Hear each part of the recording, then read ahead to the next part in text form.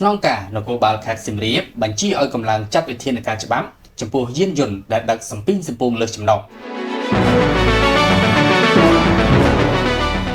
លោកហួតសុធីស្នងការនៃស្នងការដ្ឋាននគរបាលខេត្តសៀមរាបបានដាក់បទបញ្ជាដ៏តឹងរ៉ឹងដល់កងកម្លាំងផែនការការងារសម្ដាប់ធ្នាប់និងកម្លាំងតាមបណ្ដាអធិការដ្ឋាននគរបាលក្រុងស្រុកទាំងអស់ត្រូវចុះអនុវត្តរឹតបន្តឹងច្បាប់ចរាចរណ៍ផ្លូវគោកត្រួតពិនិត្យយានយន្តកែច្នៃខុសលក្ខណៈបច្ចេកទេសនិងមានវិធានការចំពោះយានយន្តទាំងឡាយណាដែលដឹកសម្ភារៈសំពីងសំពងនិងការដាក់មនុស្សលើសចំណុះដែលមិនត្រឹមត្រូវតាមលក្ខណៈបច្ចេកទេសយានយន្តនិងត្រូវអនុវត្តតាមវិធានការច្បាប់ដែលបានកំណត់ការបញ្ជានេះធ្វើឡើងនៅយប់ថ្ងៃទី18ខែឧសភាឆ្នាំ